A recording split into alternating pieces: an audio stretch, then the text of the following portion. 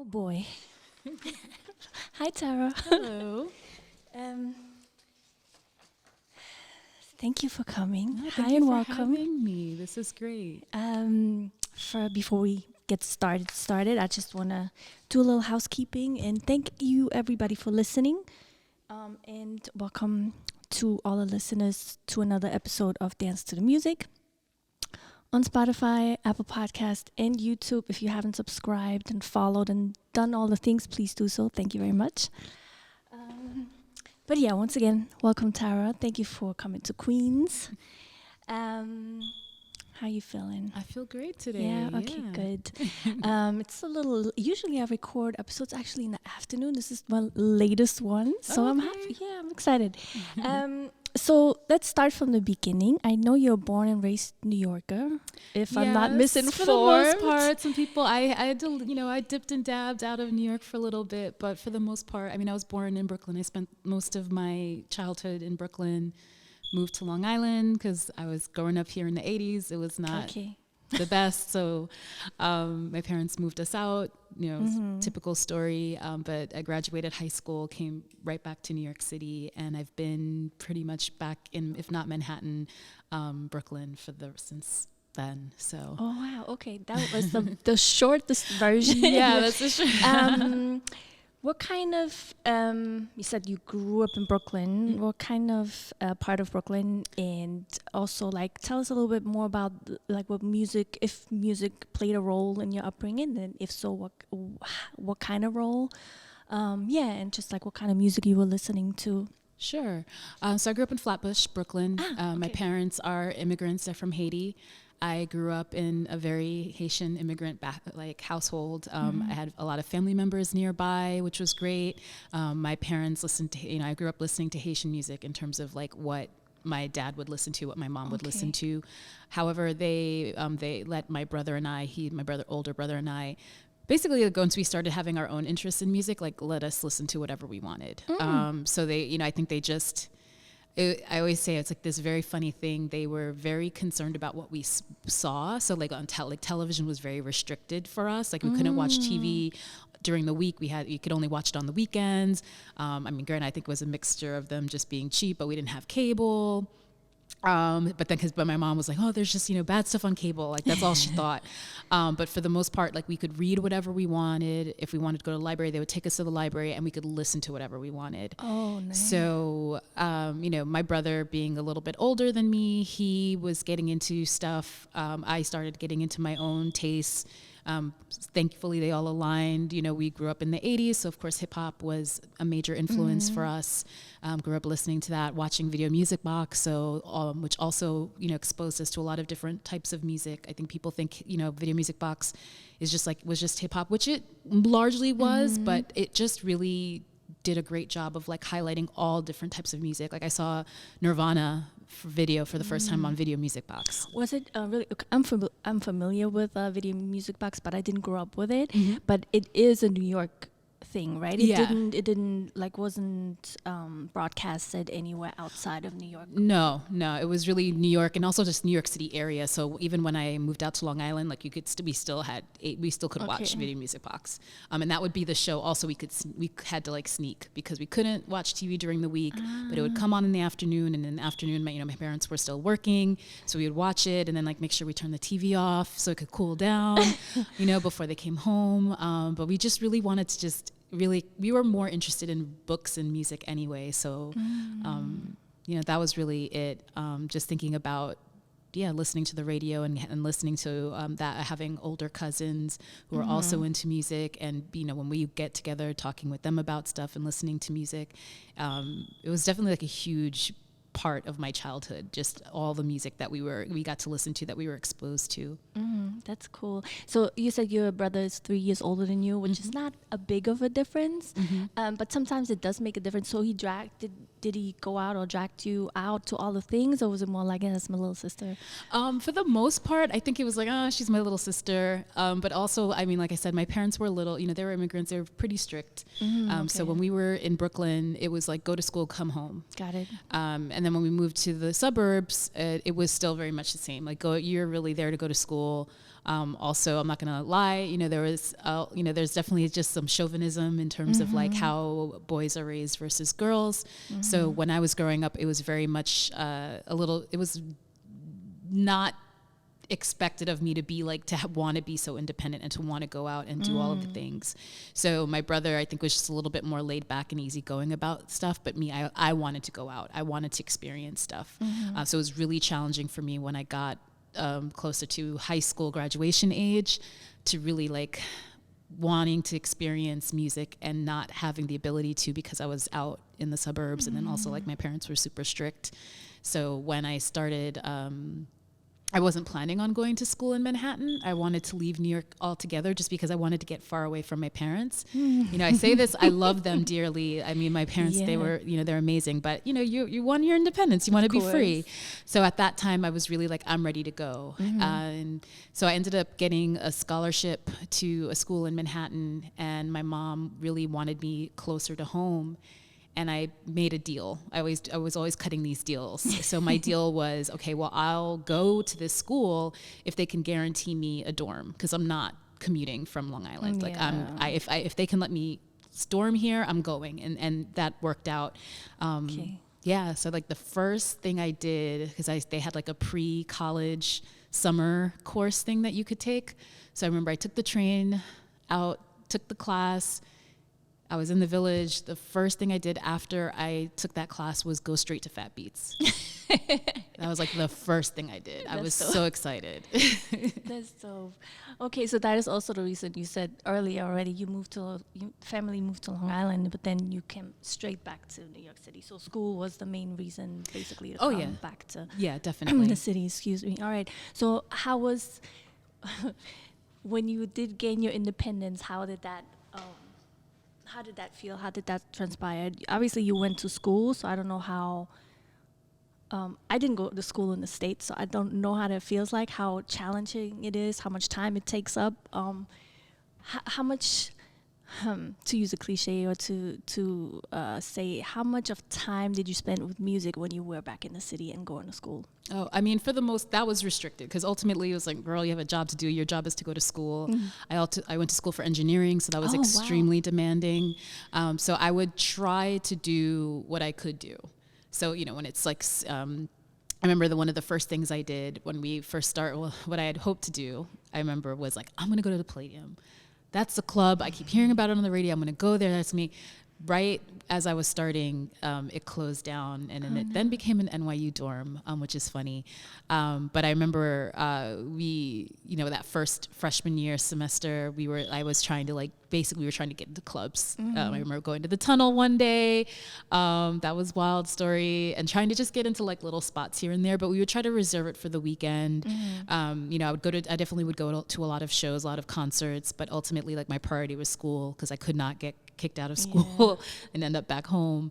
I was really focused on that, and it was pretty demanding. The first 2 years for me in college were really rough, just because it was an engineering program.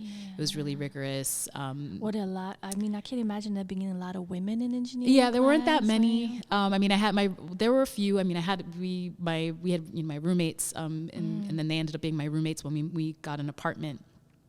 So there were some women, but not a whole lot, which is funny because I was coming from an all-girls school, and for high school, and I just had to make it work. But at the same time, like, I didn't want to, just be stuck at home studying all day. But I really had to balance it. I remember one time at a classmate, and they were like, "What are you like? You're studying way too hard. You're taking this way too seriously."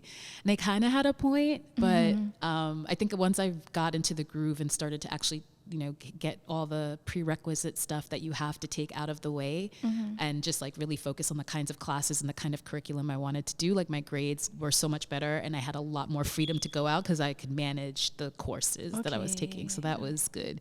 But I remember those first 2 years were really rough for me. Yeah.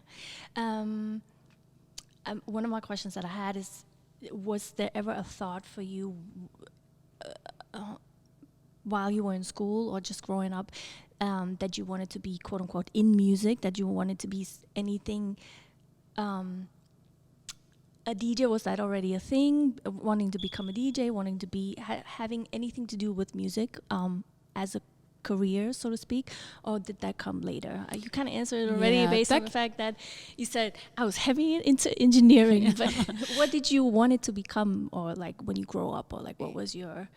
Yeah, I think at the time, I mean, I definitely was not thinking about music. I felt like that was, this is just a love I have. This is just a passion that I have outside of, I guess work or whatever my responsibilities were. And I never really thought of it as a potential avenue for me to like pursue for a career. I really just wanted to be like out and about, and I graduated college and I started working full time, and I had some friends, and we all were going out. When you're in your 20s or early 20s, you have all the energy in the world. So we would be going out like every night of the week. And then we would wake up, everyone's had to go to work, waking up at, 7:38 to like run to work, do that, go home. But we were doing that quite a bit.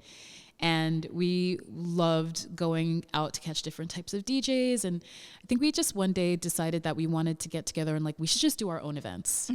It started to get a little weird in New York because bottle service started to emerge. We were still in that phase where you had to dress business casual to go to the club. The guys had the button the hard bottom down. shoes. Yeah, the hard shoes. The girls, like when I first started going out, when I was still like not 21, I started to make friends with, and started dating guys who would promote parties.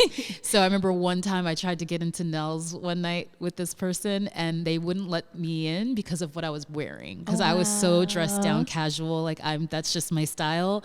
And I think we were thinking at that time when we decided that we wanted to do parties, like we want to like kind of buck against that. Like why do you need to dress up to like go have a good time? Like as long as you get good people together in a room and provide like a good experience, it doesn't matter what you wear. I think people were thinking that, if people dress up, then if you don't look a certain way, then you won't, like things won't happen, which is absolutely not true. It's also just racist and discriminatory. So we decided we were going to start doing our own events. We all worked full time. We never really had this ambition to like make it our full-time thing. We figured like, hey, if this works out and we make money and we can sustain ourselves doing this, great. But if not, that's fine too, because we all have our day jobs and this is just something that we share a passion. And, so we had, and shouts to Rare Form, I got to shout out my peoples, Derek, Eric, and Christy. We all came with like, different skills and just managed to like pull stuff together. So we just had like great DJs, booking them for events at different places. A lot of places, a lot of events we did were successful. A lot of them were not so successful. And that's really where I think I started to decide or think that maybe I could DJ, because I really loved all the DJs that we booked and I loved all the music. And, I was like, these songs are familiar to me. I know these songs. There's a feeling that I get here, should I try to explore this? I kind of hit a point in my life. I had like that quarter life crisis. Where I was like, well, what am I going to do? I had a job. The job was great, but I didn't love it. I was like working at an investment bank doing like IT tech stuff. And just wasn't loving it. And I'm like, well, what are you going to do? Is this what your life is going to be? Like, do you want to stay here? What are you going to do? I was in a relationship, and there was like a long distance relationship. So I was like, I'm going to move, and all of that fell apart. And I remember I just had like a good little nest egg of money that I had saved because I thought I was going to move across the country. And I'm like, okay, well, you're at a point, you don't love your job. What do you want to do? And I was like, okay, I'm going to do two things. One, I'm going to try to see if I can go back to school for something else, go to graduate school. And two, I'm going to learn how to DJ. And we'll just see what happens. Okay. And that's kind of how I thought about DJing, not even in a sense of pursuing it as a career, but even just like, let's just try it. And let's just like, this is, you feel like you want to contribute more, maybe learning to DJs how you contribute.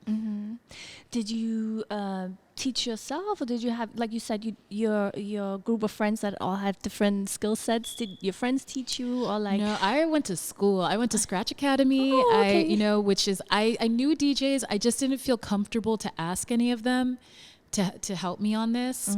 I'm going to say, be straight up about it. I knew that scratch existed. I looked into it. I was like, this doesn't look janky. This doesn't, it didn't look cheesy to me. The instructors were people that I admired.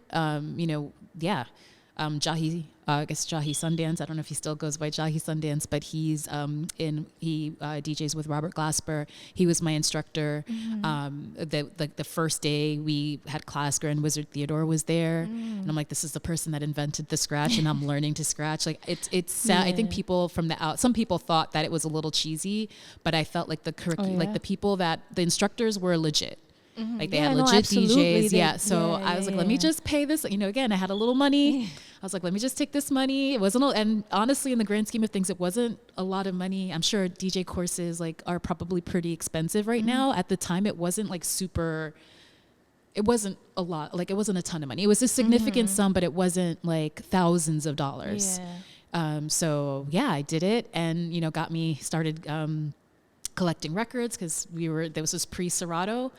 I remember I was like, I need to go find some turntables. That was when Craigslist was still pretty good in terms of being able to buy stuff. And I remember somebody put up an ad for a pair of 1200s for $300. Oh my gosh. And I was like, what? And I emailed them and I'm like, oh my gosh, I would love, are they still available? And the guy was like, look, I'm so sorry. He's like, well, I did, somebody just hit me about these, but he's like, but if you're a woman, and you want to, and you're learning to DJ, I'll sell them to you. Oh, that's so dope. Right? So fine, being a woman worked in my favor for once. So yeah. And I remember I picked them up. He was it was some loft in Soho. I'm on the street corner waiting for somebody to a friend was like, I'll come get you. But I was waiting on the corner with these 1200s. Some guy who thought they were on the corner for taking. I'm like, no, that's to fight people. But yeah, that really set me up. I was I had a lot of little breaks that allowed me to get a setup pretty quickly so I could be at home and practice at home. Right.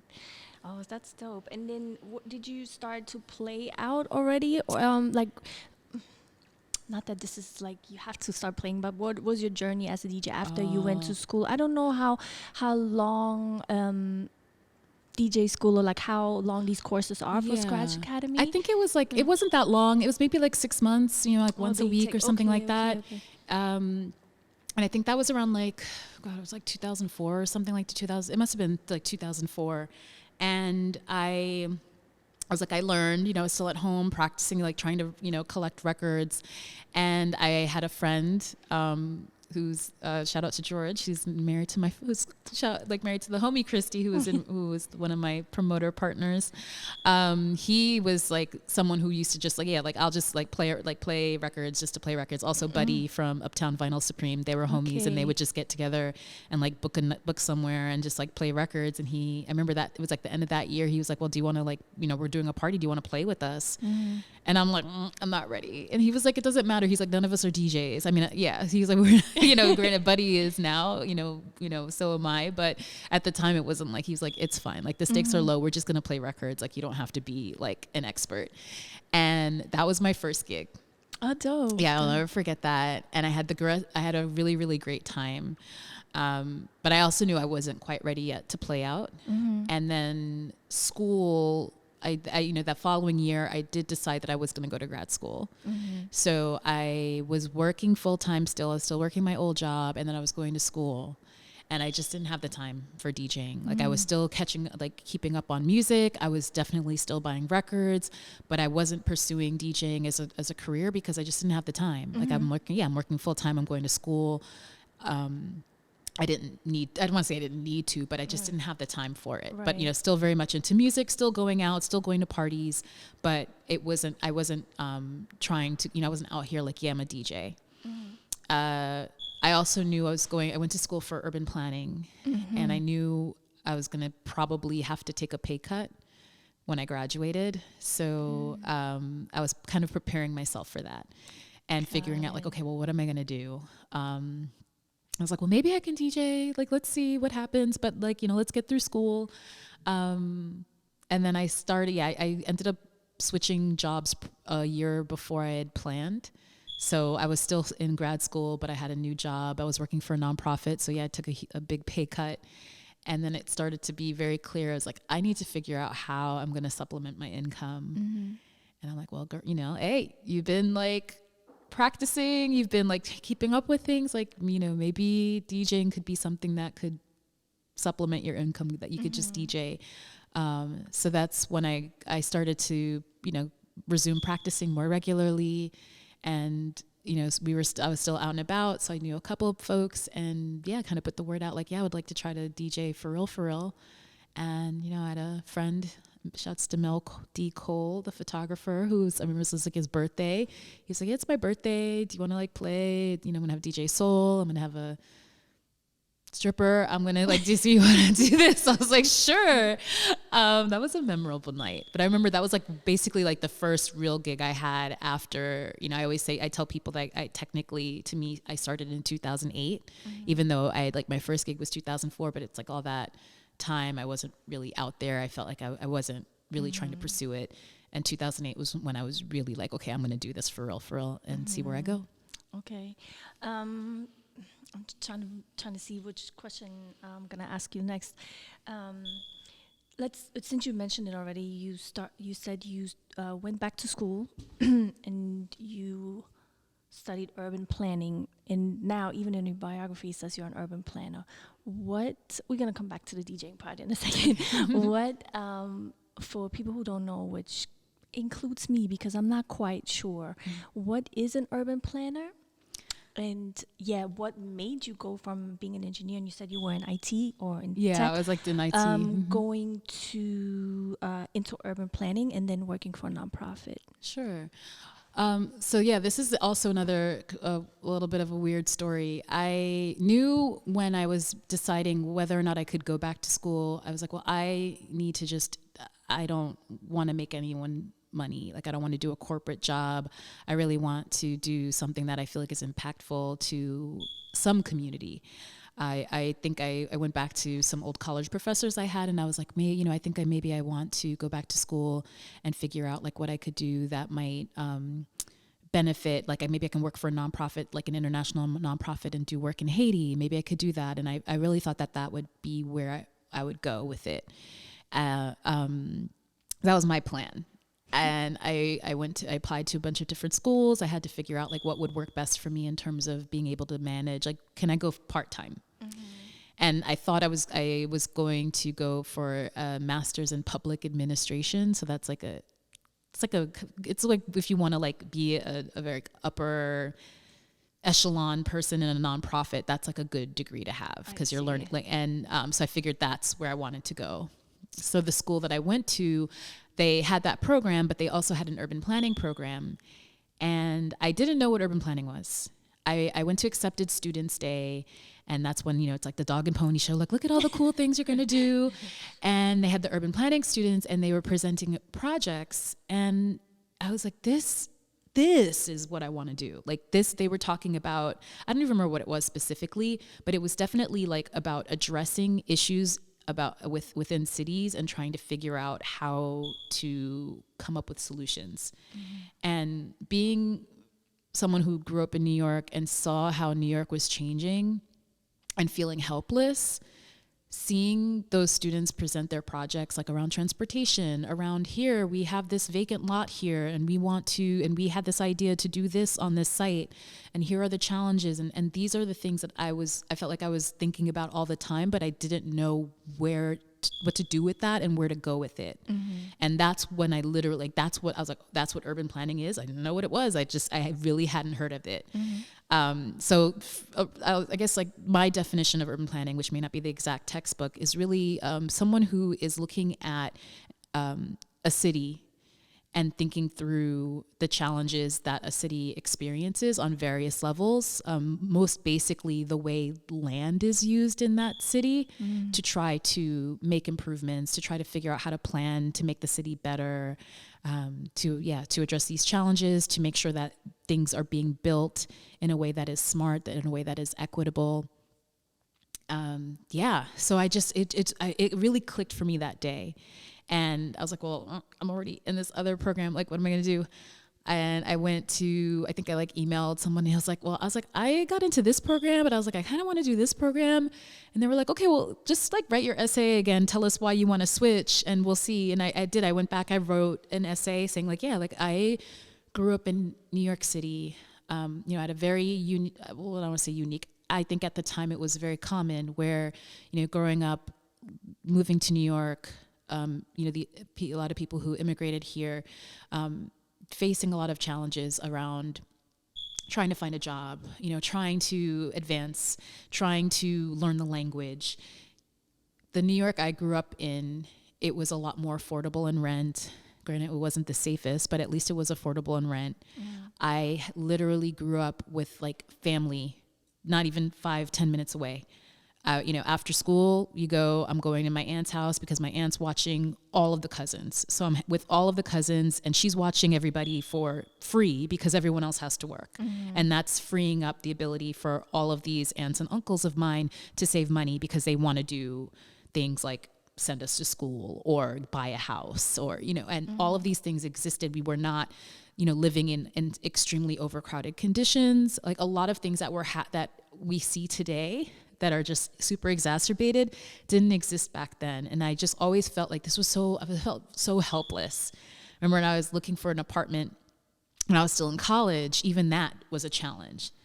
And like, I remember we found my classmates and we found an apartment. It was great. It's funny because back then it was a lot of money. It was $2,000 to rent an apartment in the East Village.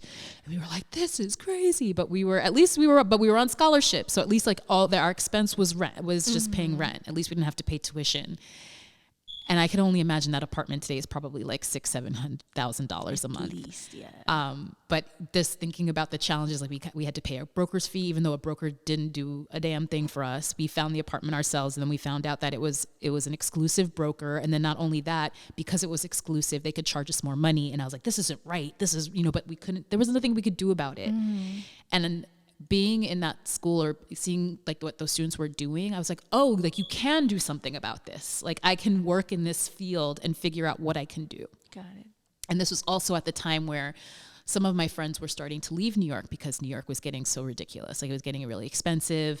People's rents were going up. People were working these jobs. They came to New York to try to make something of themselves. And it was like they were just spending all their time working outside of their field and not pursuing their dream because they needed to make money and earn their, pay rent. And I was like, what can I do? And so that's how I ended up going to school for urban planning. Mm-hmm. Then I, going through my courses, for me, housing was my priority. So I was like, well, I'm going to pursue affordable housing. And I was taking a lot of classes geared in that way. I found an organization that builds what they call supportive housing. Mm-hmm. So it's housing for just vulnerable populations, seniors, people with mental health issues, people with disabilities, youth that are aging out of foster care. So it kind of runs the gamut. Mm-hmm. Some of it is just straight apartments. It's not like, there are like any like additional like bells and whistles. Some of it comes with, nursing facilities for, for people to manage their medication. Right. Some of them offer social services with social workers so people can, apply for benefits, things of that sort, other activities. That is a model that is really what we should be striving for and not building homeless shelters. It actually saves us money and it gives people permanent housing and it gives people the ability to live a very independent, dignified life. Mm-hmm. And I worked there for like many years, thinking that if we're just going to do this work, we're going to do this work, we're going to do our part. And I loved it. So, I mean, I've worked a few different jobs since then, but I know I took a pay cut and I think I hit a point maybe like I quit that other job. I quit it in 2008. So maybe like 3 or 4 years ago, the salary I made at that other job, that bank job, I finally hit like now. And I was like, that's a little, it stings a little, but I don't regret it. I don't regret ever like doing what changing my career. And, I can walk down certain streets in this city and see a building and I can tell you how that building got built because I helped build it. Oh, nice. And that's just like, oh, I don't know, it's amazing. And I love this city. So it's just a great feeling to be like, I got to do some, everyone thinks about how hard this city is on us, but it's like, well, we can do something to like make this city better and make this easier for people too. Like we can have an impact on these cities. These cities don't have to impact us, and it can go both ways. And I'm assuming that, or I know that you were throughout the years, you were DJing here and there and still continuing to DJ. But I'm wondering how over the years, slowly, at least that's how it seems to me, correct me if I'm wrong, over the years, both of your roles, your role as a DJ and your role as an urban planner, kind of connected or like kind of play into each other, or one role helps the other and vice versa. How is it today for you, where you see both worlds colliding in a way where maybe as an urban planner, I'm using simple terms so I can explain it, where your role as an urban planner, whatever work you're doing, it's like, oh, okay, I know exactly how DJs or how people in nightlife or people in that industry affects what I'm doing here. And obviously, the other side. Mm-hmm. How does that play out for you on a, I guess, daily basis or in your life? Yeah. I never really, when I first started, I was working in affordable housing. So I think my connection, I felt, I was definitely always making connection. My connection was like, well, if I build, if I help contribute to more affordable housing in the city, that means that a lot of creative people who don't make a lot of money can stay in the city. Mm-hmm. And that was my, very idealistic, naive thought at the time. And then, you kind of hit a point like, wow, this isn't going to work. We're not going to build our way out. The city's too, the city doesn't care. Developers are too greedy. I definitely got a little frustrated and burnt out. And then also realizing it's not just housing. Especially I'm like, well, that's also what my education taught me, is that it's not just housing. So I remember I just moved to a new neighborhood, and I was walking around and I'm just like, because I'm a nerd, and I'm walking around and looking and what's here? Well, why is this vacant? Then I'm walking, what is this big building that's vacant, that's still vacant? I think some housing is coming soon. And just realizing wow, there are other things here going on. When I would see a vacant building, I'm like, that would make such a great club, or that could make a great, community center where people can get together. And none of that could be addressed in the work that I was doing at the time. Mm-hmm. And I realized I don't really know, I deal with the city because I have to, go to the city for permission to build housing and, get money to do stuff. But I really didn't know how things got built or how the city approved certain things. Mm-hmm. So I was like, let's try to get a job with the city, which thrilled my mom, because my mom was a city employee for all these years. She's like, oh girl, you're about to get a pension. And then now she could tell people that I work for the city, because she couldn't explain to people what I did. She was just like, I don't know what she does. And then when I started working for the city, I was like, she works for the city. So I started working for an elected official. And part of my role there was to look at applications that were coming in to do different types of projects. A lot of them were, big housing projects, anything that requires city approval. So not everything requires city approval, but if they want to build a bigger building, or they want to do, they want to build something in an area that it's not technically allowed under the zoning, but they want to get permission, those would be the kinds of things that we would look into. So I got to see how all of that worked. Got it. Which was really helpful to me, because I got a larger picture, and I did enjoy working there quite a bit. I had really brilliant colleagues that I'm still cool with, and we got to do some really cool things and address a lot of cool things. But then there was a lot of frustration just seeing certain things that were going down, and knowing, coming from a background of from real estate, knowing how greedy and messed up people can be. Oh, absolutely. And then seeing projects get approved, and I'm like, they're not going to go do right by these neighborhoods. So it was a little frustrating, but at least I knew how it all worked. And that was really valuable to me, because then when I moved on, I started to realize there are connections there, and that there are opportunities, and there are ways that we, a lot of things happen in this city because meaning a lot of folks who are creatives, who do work in nightlife, we are not engaged and we are not informed. And that's by design, because we are not a lot by design, even by virtue of the fact that like some of these meetings just can't be attended by us because, we're on our way to work. Some of these meetings are also during the day. So that's also not great because some people are sleeping. A lot of them are in the evening, but like, and some people are on their way to work. They're, prepping for their night, things of that sort. Then also a lot of communities just look at nightlife as a nuisance. So they kind of don't want us at the table, which isn't good because there's a lot of contribution there. New York City is like the cradle of music. Honestly, globally, hip hop emerged here a lot. House music, while it was invented in Chicago, there is a New York sound that developed here too. Absolutely. Club culture that contributes greatly to the overall global scene, and a lot of that happened in spite of all of the conditions that were happening in New York. There were a lot of abandoned spaces. There were real estate was cheap. Depending on who you were or who you knew, you could do things kind of, you can have a party in a random warehouse space. We had all these, what we were calling DIY venues that, we had Glasslands, we had 285 Kent, we had all these places. And at the time, New York was kind of ripe for that because it was cheap and they weren't being developed, they were vacant. And now look what happened to like both of those spaces. Long gone. 285 Kent became like Vice. Like, it's just at this point it's not even Vice and now it's not even Vice anymore. Who knows what it's probably some random, tech company that is gonna go belly up soon. And we don't support it. But developers and other people make money off of it. That's generally how it goes. The creatives come in, they make the area hot. Then the gentrification really sets in. And I realized like there were these connections there. And I think we are at a point in New York where we're running out of places to go.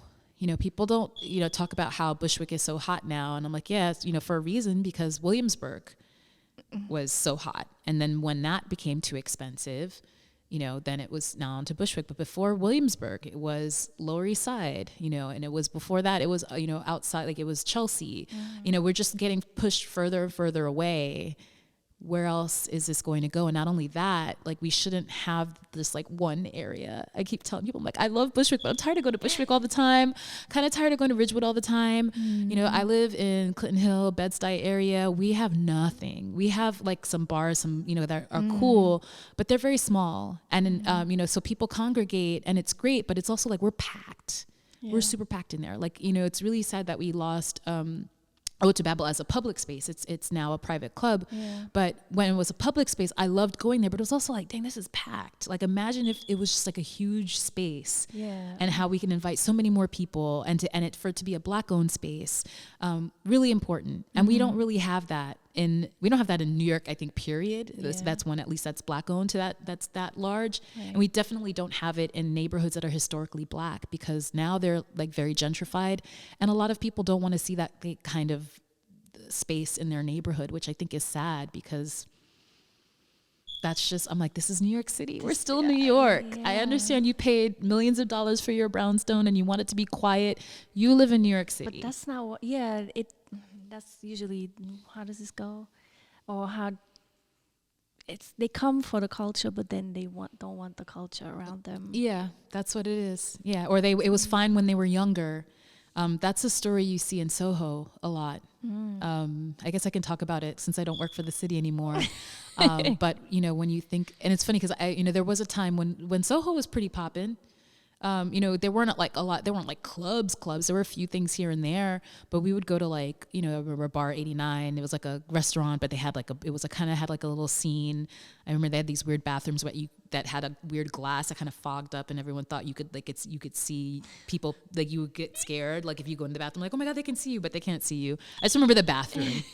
And now, it's a big retail destination, but I know that a lot of the neighbors in that area were complaining. They don't want to see new restaurants. They don't want to see new retail. But then, now that area is just, it's kind of dry. It's just full of like a bunch of like fashion or wannabe folks. And especially after the pandemic, there's nothing. Even there's no more stores either, except the big like the ones. luxuries. Yeah, I'm not going to go to Chanel.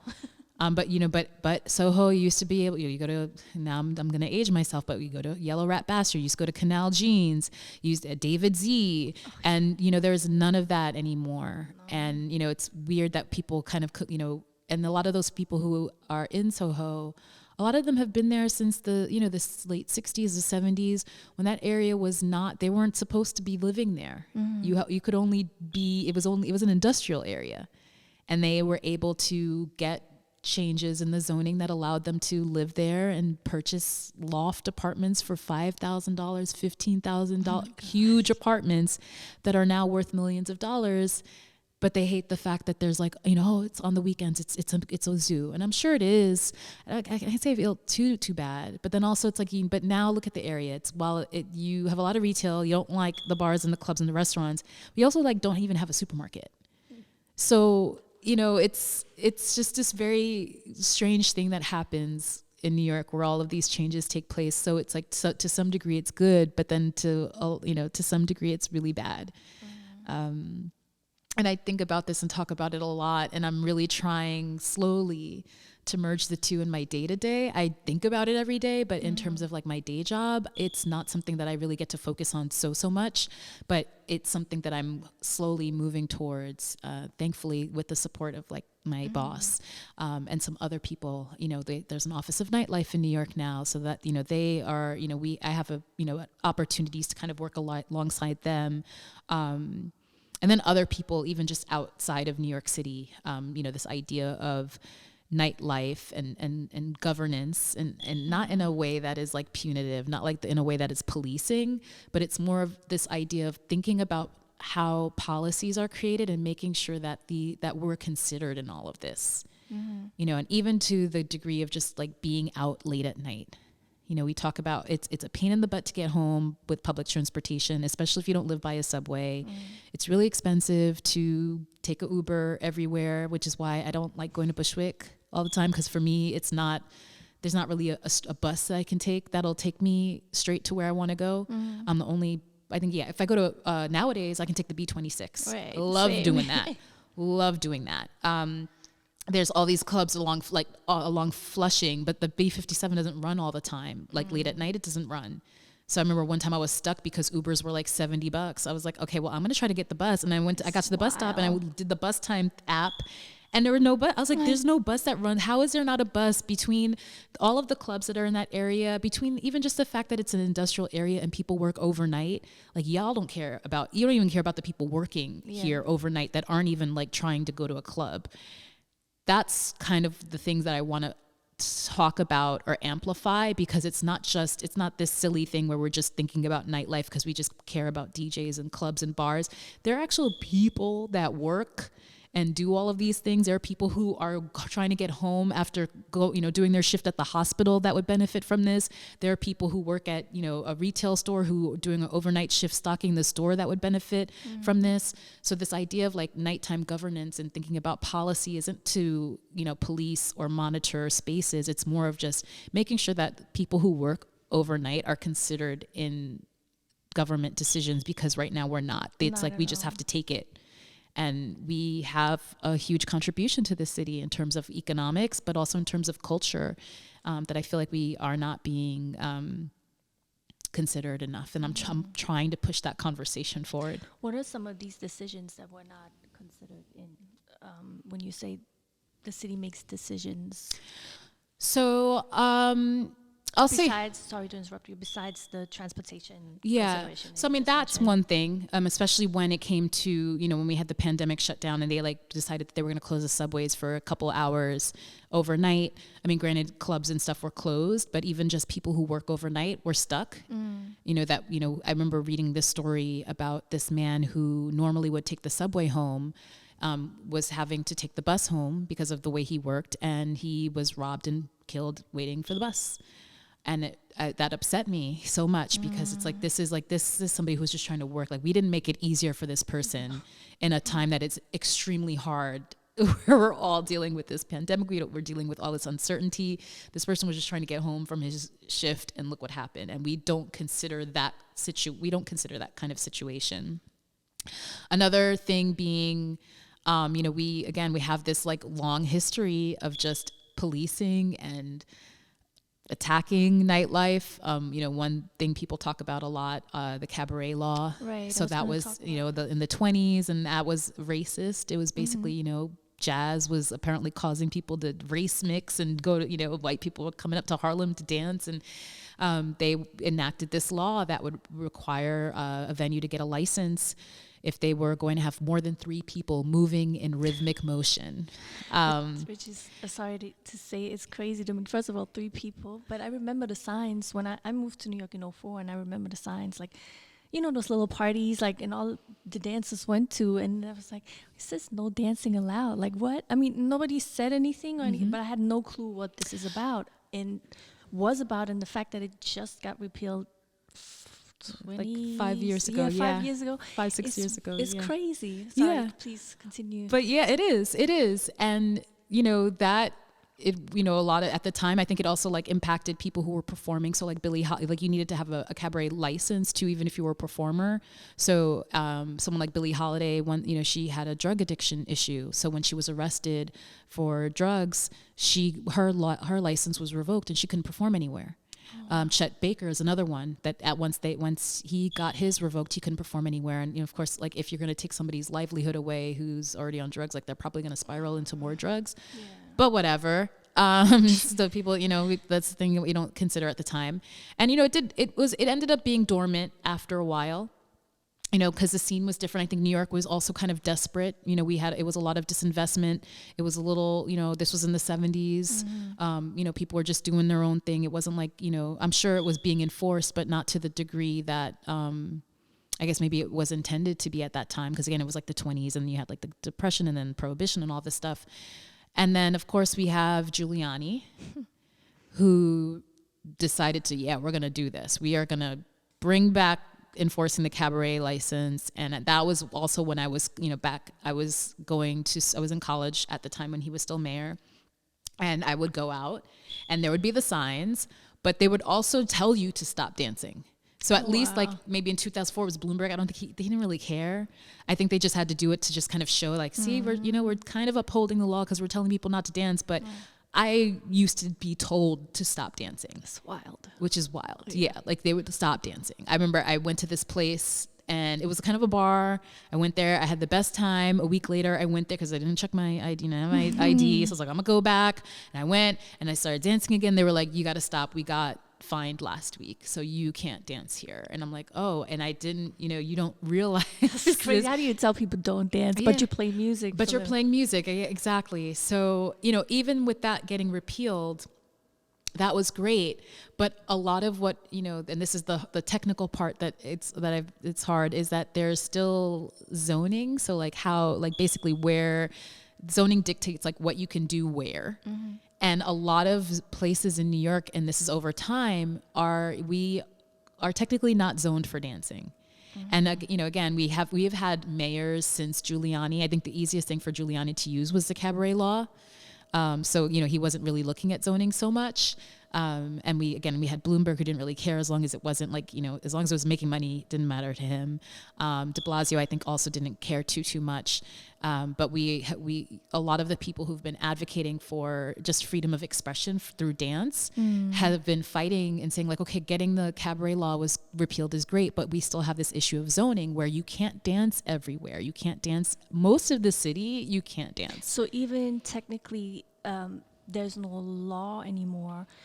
You still, if the establishment, the venue doesn't have is not zoned correctly. Yeah, if they're not in a location that permits zoning, that permits dancing of it, then technically it's illegal. Not in the sense that they're going to like come and arrest you, but if the Department of Buildings were to come and see that, they could fine you and say they would say you are non-conforming. The venue. The venue. They would find the venue and say you are non-conforming. Okay. And it also makes it difficult if you are somebody who wants to open up, like, hey, I want to open up a club. I want to open up a club in a certain area, and you might have find a place that's big enough, and you have the right amount of exits, you have you have the sprinkler systems, you have all the things you need in terms of the space, but the zoning won't allow you to have a dance floor.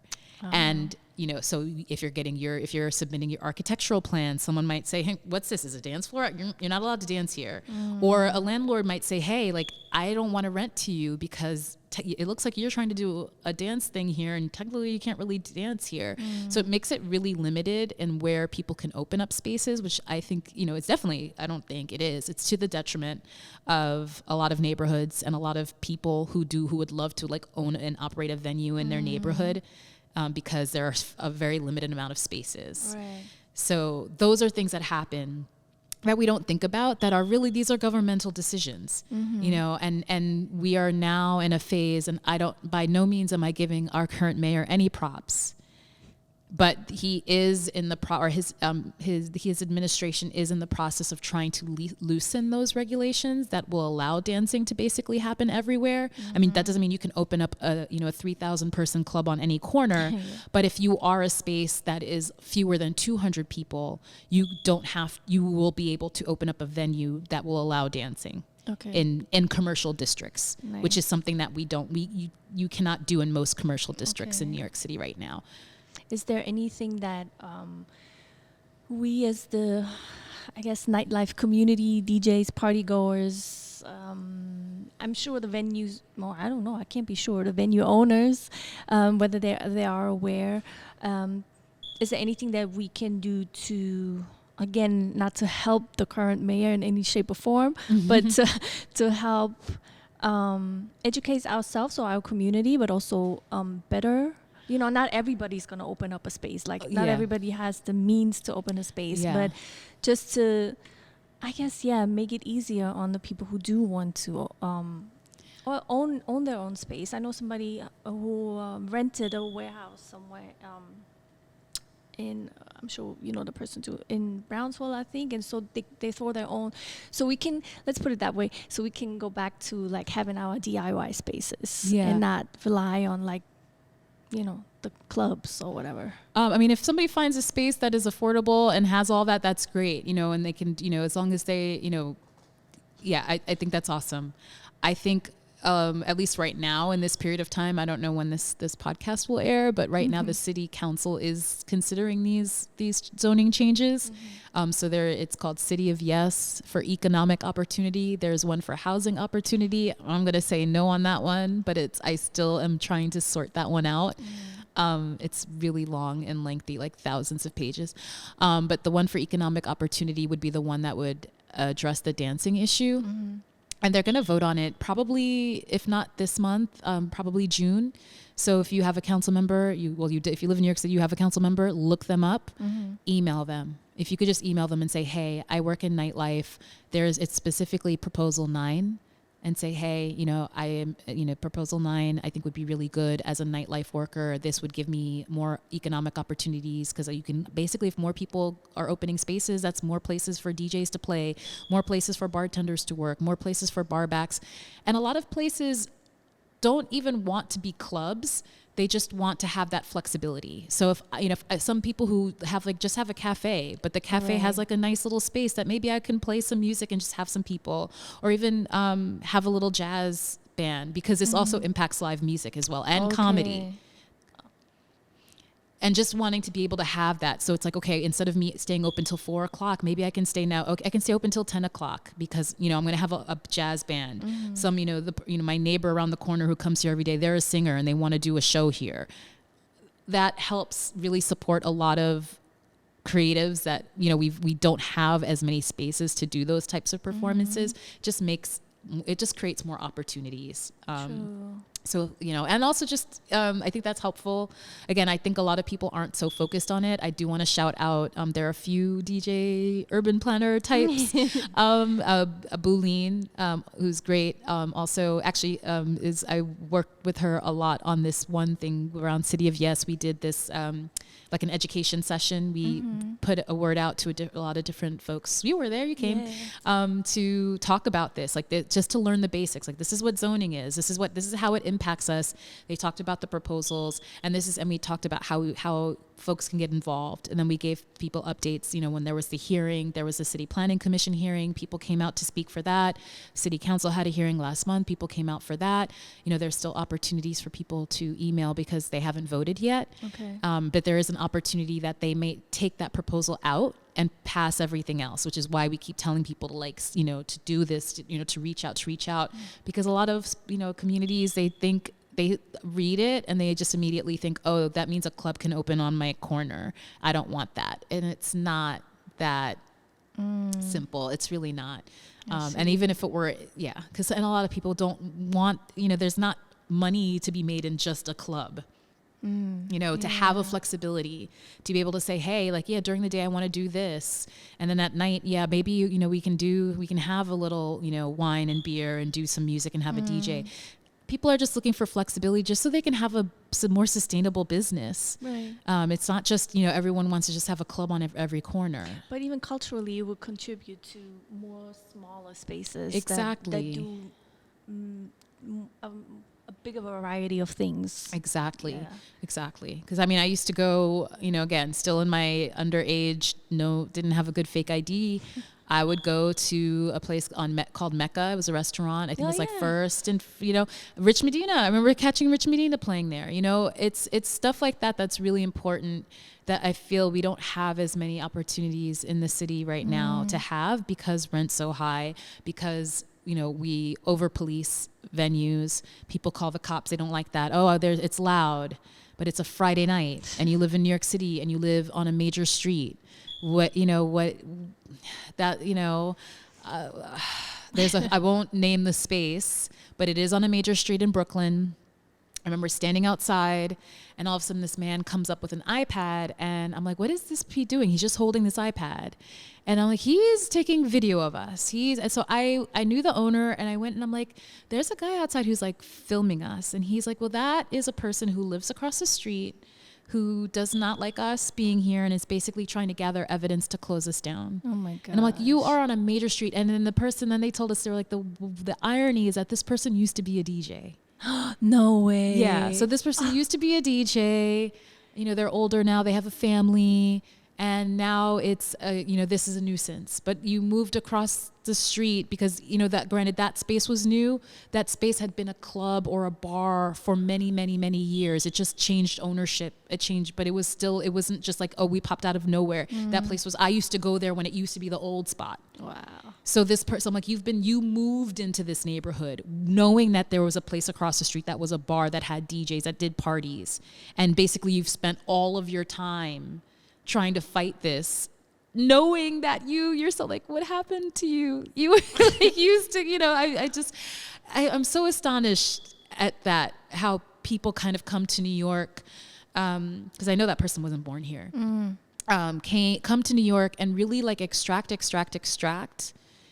to the detriment to a lot of native New Yorkers, honestly, more so than transplants, and don't give a shit. It's like, no, I came here and I did stuff and and it's almost like they feel superior because they came to New York and made something of themselves, but they're doing it to the harm of native New Yorkers who basically created the environment to allow them to be here. Mm-hmm.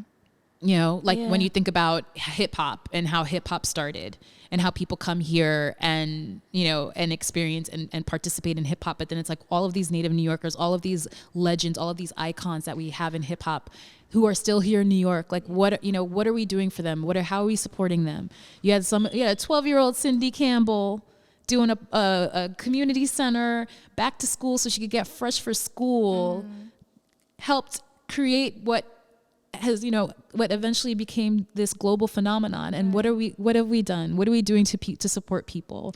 We are pushing people out. We're not stabilizing people. So many people I know who live and I came up with in New York, who were born here, are either barely hanging on or have left. Mm-hmm.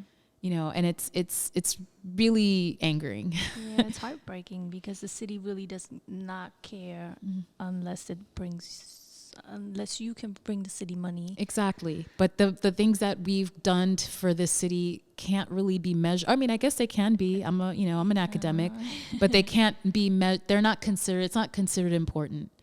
When you think about the kinds of like the restaurants, the food, the culture, think about we're being in Queens, how diverse it is and how many different food, and we have all of these immigrants. We have this high concentration of immigrants that speak, I think, like the most amount of languages in a small amount of space. We don't appreciate that. No. We don't support that. But we will support, a wealthy person coming in from, the California or the Midwest or from Europe. Who again just are coming to extract, and that's no diss to, I think a lot of people such as yourself get it. A lot of people don't get it. And that's why I kind of go back to this idea, like we can impact, or we do impact cities as much as they impact us, but you really have to be mindful of what you're doing when you're here. Like you are contributing, you're doing amazing things.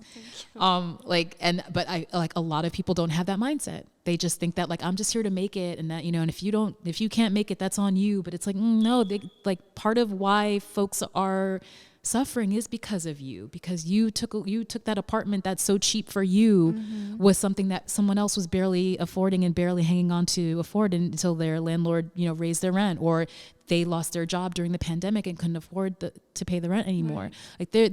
Like all of these things are related. And I think people don't want to really think about it because they figure like, well, that's, it's hard in New York. It's hard for everybody, but it's hard, but everybody has different, what's the word I'm looking for? Not everybody has the same starting point. Exactly. Yeah. So those, just really quickly, because you mentioned housing again, how do people afford housing? I know this is a very open-ended question, but affordable housing in New York City, when I look at what is available, or like these lottery listings, number one, I always like affordable to whom, because these income requirements are like ridiculous. Who sets these numbers? It's a mix. Largely, these numbers are based off what is coming from the federal government. This is like because a lot of the money that's attached, or not a lot of it, but a good amount of money that's attached to affordable housing projects is tied to money that's coming from the federal government through tax credits. I'm getting really nerdy now. And so what they do is they determine there are these areas that they call metropolitan statistical areas, and it's not just a city. It's usually like several counties, and what they do is they through census data they calculate, or I guess tax data or whatever, they calculate what the area median income is, which. So instead of thinking about it from, okay, we are in Bed-Stuy, the area median income of Bed-Stuy is probably very, very is much lower than what it would be for New York, like Upper West Side Manhattan. But unfortunately, it's the same number that they use because they're calculating that based off of all of the counties in New York City, including like Westchester, and I think like Bergen County in New Jersey or something like that. Like very like really wealthy counties are calculated for this area.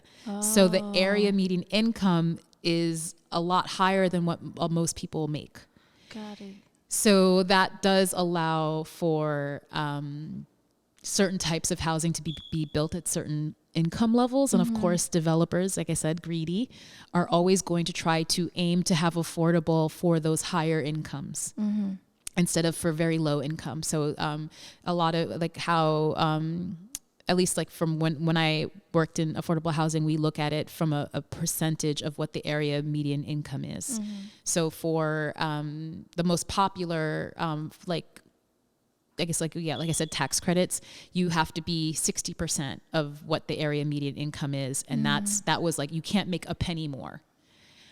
A lot of what we build in New York City now is for 60 and over, 80, 100%, 130%. Exactly. And of course those, which is still might technically be below market, but it's still very close to market rate. And the developers are like, okay, well, I'm going to get these because these people make more money. I'm going to be able to get more rent, and I'm still going to get a lot of the benefits that I would get if I built for lower income people. So they'll get tax abatements. Oh, wow. and things of that sort. We do not build enough housing in general. We definitely do not build enough affordable housing, and we do not build enough affordable housing for very low income people. Right. And every time I say, I look at the lottery, and I'm not balling, but I would think that they would be building housing to accommodate the kind of income that I make. And no, a lot of these I'm like, I can't make enough. Or if I do make enough, that's another thing. They calculate it based off your what you make before taxes.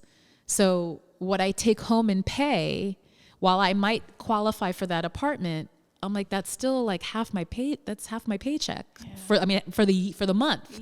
So that's one whole paycheck. And I'm like, that's what's affordable. That's not, affordability is supposed to be like 30% of your income. Right. If you pay more than 30%, they call you rent burdened. If you pay more than 50%, which a lot of New Yorkers pay, you're extremely rent burdened. So for me to go into what is called an affordable housing unit that I allegedly meet the criteria for in terms of my income, because of the taxes I pay, I'm still handing over 50% of my income every month to pay. So that's not affordable to me. But here's the thing, that is all known, but it's still like nobody cares because nobody cares. Catering to the developers. Yeah, because we're catering to the wealthy people. People want, middle class people need. Yes, they do. We all need it. That's the point. Why can't we be more equitable in how we address this? Why are we giving developers more concessions when we know that we're in such a crisis? I know people are saying, we are at 1.4% vacancy rate, which is extremely, extremely low. But when you look at what the vacancy is on an apartment that's over $3,000, it's like 4%. Because who wants to pay more rent? Even if you can afford to pay, I can afford to pay a little bit more rent. I can't find, if I could find something that's a little bit more money, that might just be I like my apartment. It's a great apartment. I live in a great area. It's still it's an old building. I got to deal with mice every once in a while. The heat goes out, the hot water goes out. You got to deal with the typical New York stuff. But, ultimately I do love the neighborhood I'm in. If I decided I wanted to find another apartment in my neighborhood, I'm paying double. Oh, yeah. I can afford double. I cannot go anywhere else. Yeah, there's no let me find this. Oh, this apartment's a few $100s more. I think I can swing it. It's not. No, it's either you're paying double or you're just leaving New York City altogether. Honestly, I'm sorry, I lost my train of thought there. But it's this idea that the apartments that are these $3,000, $4,000 apartments, there are more of them available. And who does that benefit? That benefits very wealthy people. So somebody who's paying 5 Gs is like, oh, dang, like I could move. Let me find this. Oh, this apartment's 4 Gs now. Let me save me some money. I can move here. Maybe it's not as nice. Maybe it's not as big, but they have that flexibility. They have that ability to do that because there's more of a supply available to them. Right. Whereas anyone who is paying more than like $2,400 a month in rent, which again to me is still high, I can't afford that, is screwed. Like you have to stay put, or you have to double up, or you have to, you're gonna have to, or just leave New York altogether. Right. Nobody wants to pay more rent, but everyone's operating, especially developers are operating on this idea that, well, if we supply more, and we can, then there'll be more, the rents will naturally go down. I'm like, when is that going to happen? They went down slightly during the pandemic because people left temporarily, and then they all came back. Or most of them came back, and then rents went, some people got a little deal. People I know got a little deal because again, they had the financial flexibility to be able to like, oh, I can downgrade. I'm paying $4,500 a month now. Again, still kind of, not even my dreams could I afford that. But then they got, I lucked up and I can move to the Lower East Side for $2,500. I can do that.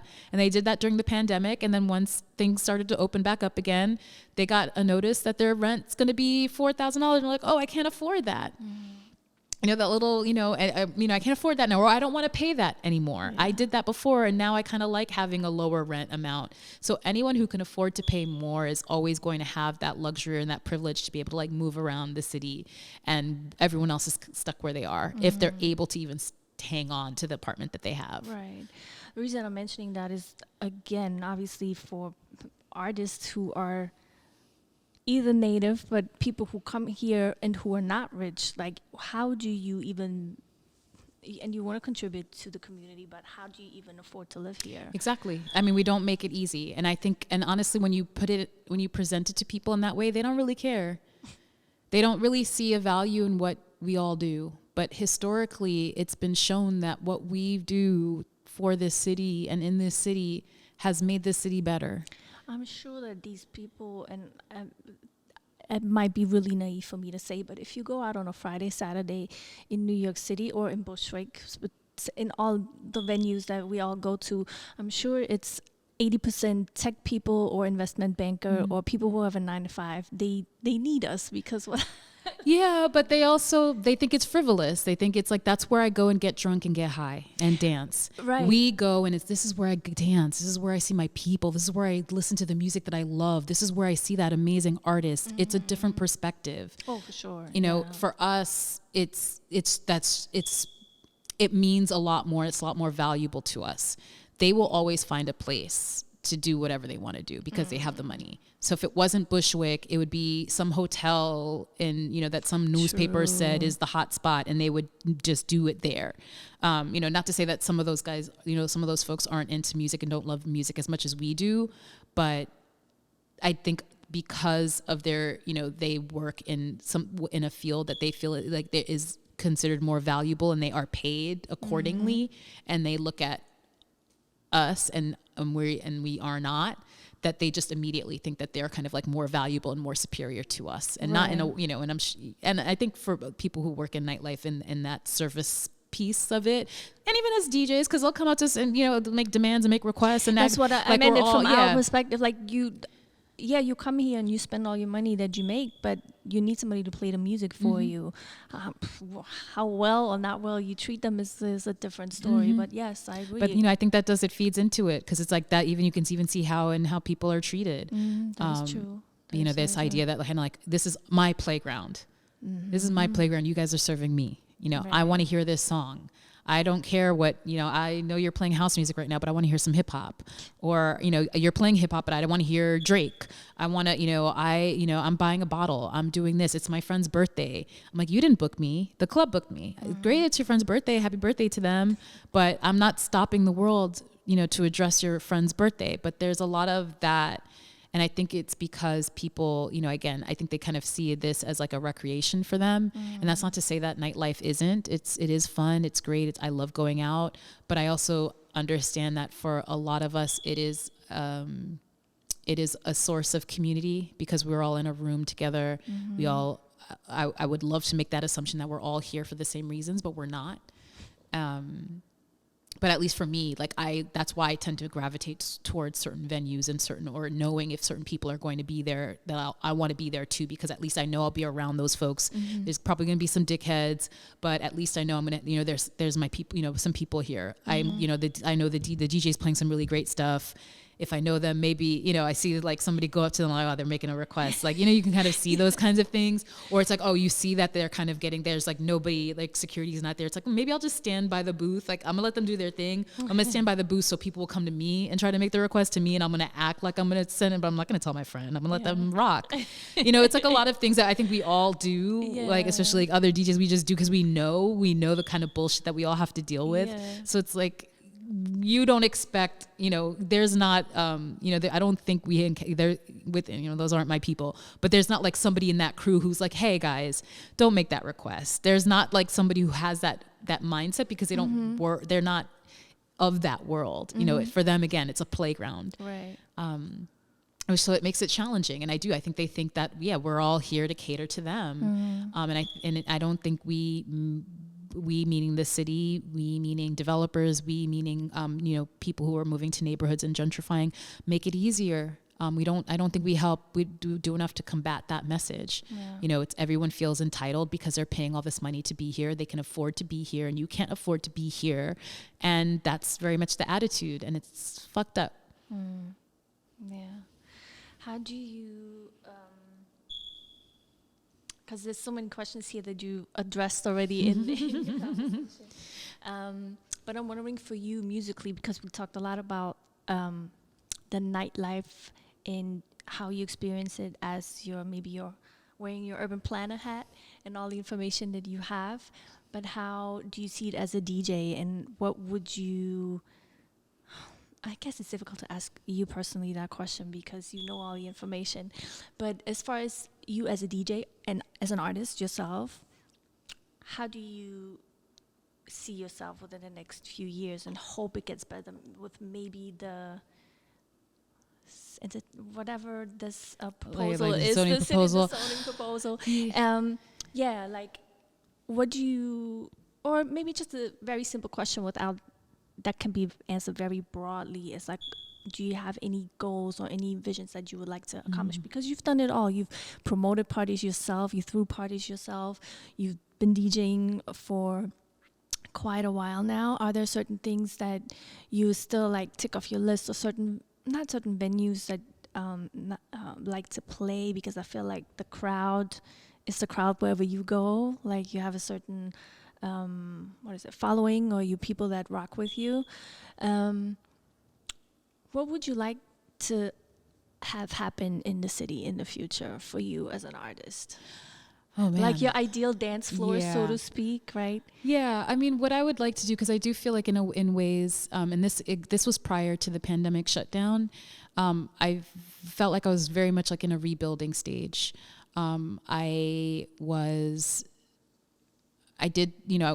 was promoting my own parties, and that was when we were in a group, folks moved, half of us no longer live in New York City. People get older, got married, have kids, so we still do, our Dilla tribute. We do Donuts Are Forever every year. And we do that, with partnering with Building Beat. So that's helped like alleviate some of the workload, because I knew that was going to happen. I'm like, we're going to get older. We can't do this forever. We need help.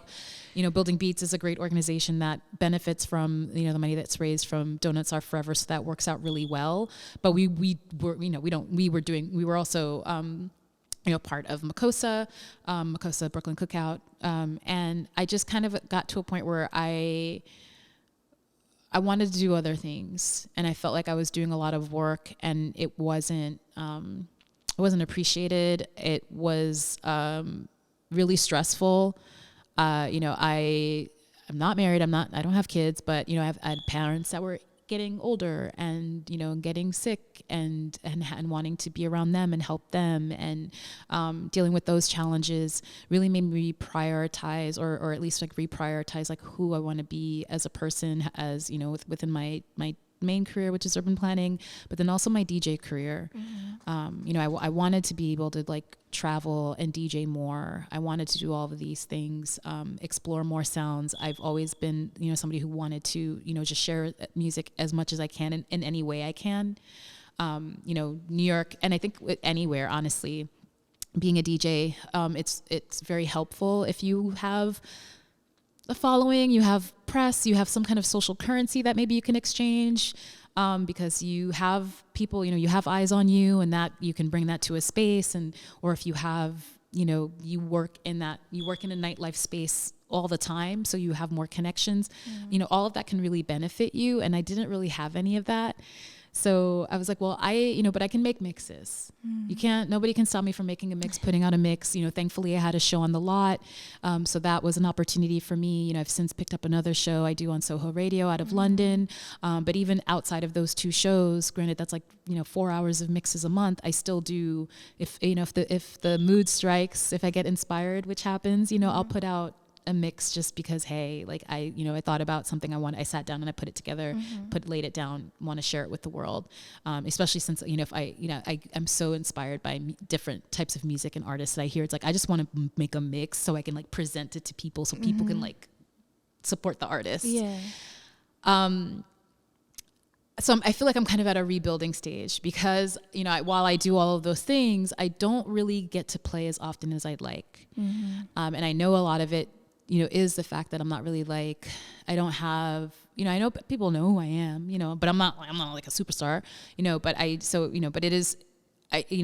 it feels good when people are like, hey, I listen to your radio show. I love your mixes. I love, but I also know like I'm not so well known enough that I can bring in a draw. I haven't been invited to do, things that maybe are, would help up my profile, in terms of the types of events, like playing certain venues, playing certain events.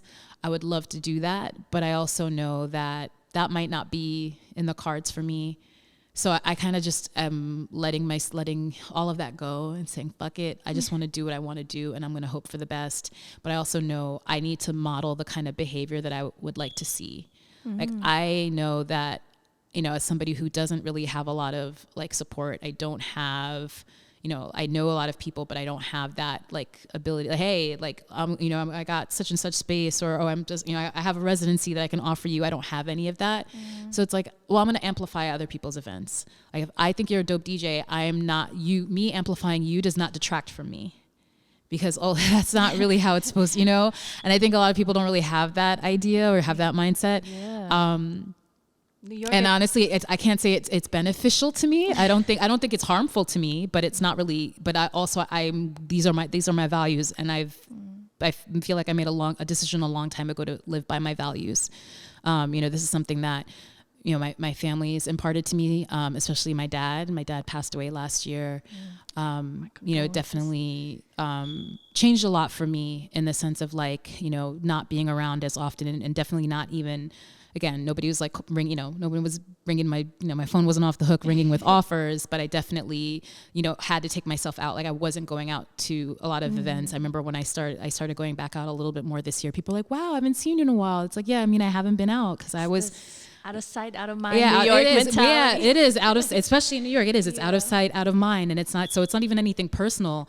I remember one time I just emailed a venue that I knew, because I remember the guy was like, oh, I really like your mixes. And I put out a new mix, and I was like, hey, I just wanted you to share, you just wanted to make sure you saw this. And then I think it just happened that, I need a DJ right now. Like, oh, what are you doing on this date? And that worked for me. And then I realized, like, oh, this is about a seen and be seen thing. I know it took me a long time to realize it, but I'm naive. I think everything's a meritocracy. It's really not. And then that's just how it is. But also that's why I really want to make sure, you know, I do feel unseen.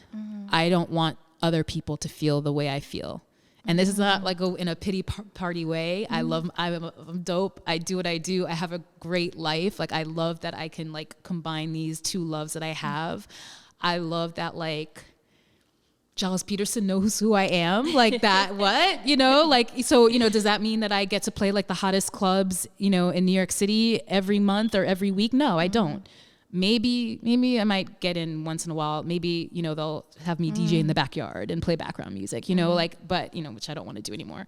But those other experiences that I've been able to have through DJing, to me, you know, it reinforces that at least what I do and what I'm putting out is quality, and what I'm getting back is quality, even though it may not be in abundance. Right. So I really would like, you know, I am crossing my fingers. I feel like I'm going to start doing my own parties again, which is something I haven't done in a really long time. I mean, I tried to do my own party. I'm not going to bore you all with the details, but I literally had somebody sabotage me in that regard. Oh, wow. Yeah. And I will not name the venue. They're still open, but, you know, we'll talk about this off we can camera. talk about it off camera. You know, and then you realize, like, damn, like, also, like, people are just nasty for no reason. Cause like, you know, I had to really like move past all of that and like put all of that aside, all of those insecurities, and just, all of those ideas, all of that comparison, and realize that it's not about that. It's really the overall system. You know, someone getting an opportunity that I would have liked isn't their fault. Isn't, you know, it's like, this is how it's all set up. I want it to be where more of us have that opportunity. Also, I want to like celebrate the hell out of that person, because it's dope that person got that opportunity. It's not, nobody was like, it's not like, you know, granted at the time when that person was sabotaging me, I think I did have this idea. I'm like, wow, people are really out to get people out here. I think that was just a one-off. It was just that particular person. That person's a miserable asshole. But it does happen. It's not. It does happen. But I think overall, it's really seen. You know, people, if they see you, then they keep you in mind.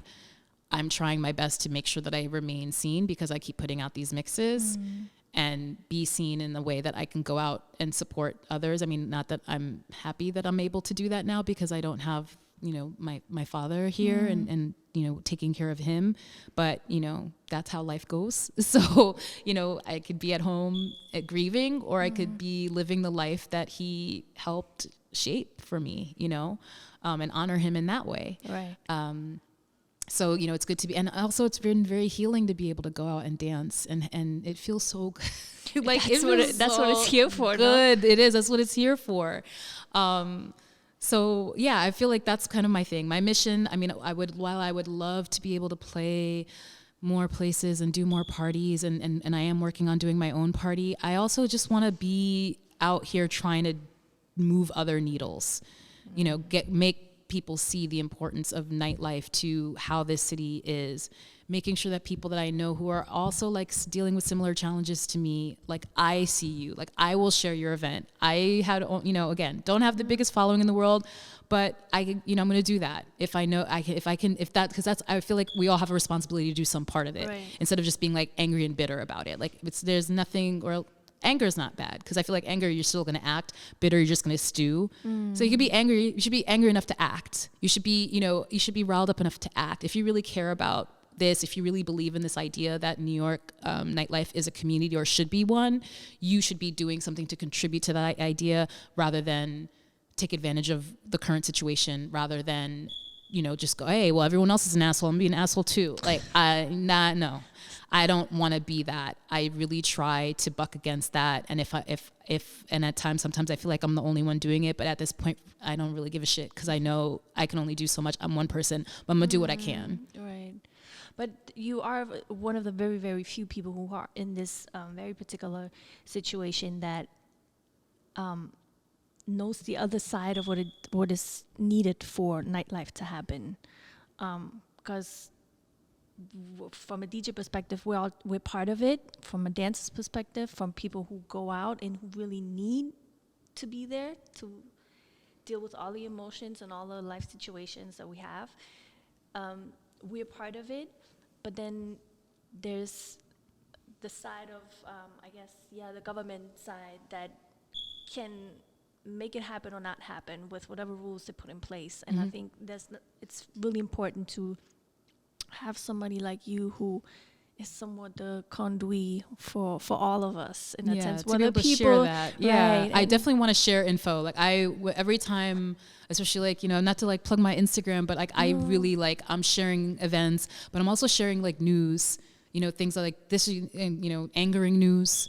You know, the state of the world is a mess. So of course, sharing news on, you know, on those fronts, but then also just like local New York City news, things that I know will impact nightlife that people should be aware of. Right. Definitely. I feel like you know, because I have that knowledge, I want to do that. And I really want to do that more. I'm trying to, you know, hopefully do that more in my work. You know, hopefully Bulleen, again, someone that I've kind of found to be like a kindred person, like also in that knows and understands that similar thing. Like I'm hoping one of us or both of us together can kind of do stuff. Honestly, I think she's working on her thesis, and I'm like blowing up her spot. But I think it could be a book, honestly. And I'm not the only one who said it. And I think that could be a really important piece of work that could really help a lot of, not just New York, but just around the country, for people to understand how important, places where we can listen to music and experience music are to cities. You know, there are people who are doing it, but I feel like the more of us that are out there that are pushing that conversation, the more that we'll be able to do. But I feel like that's kind of my role. And if I can you know, advance the DJ stuff along that'd be great. But ultimately, like, I feel like I'm just trying to do my part as much as I can.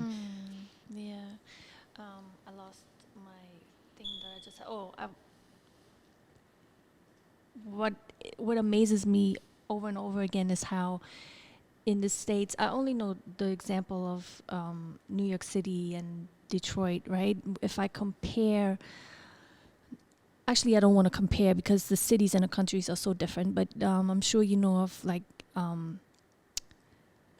Germany or France or other European countries that actually consider club culture part of the actual culture, meaning there is cultural funding behind it. It's actually part of, it is seen as culture. And then what I've heard from Detroit, number one, I'm not an expert on Detroit, so don't come for me. But what I've heard is that the city is great and historically and culturally, musically rich as it is. The city itself, they don't care about that. There's Movement Festival, but other than that, what some people from Detroit told me is like, yeah, they don't care about us. Like, we're just doing our thing, but there's no support or whatever.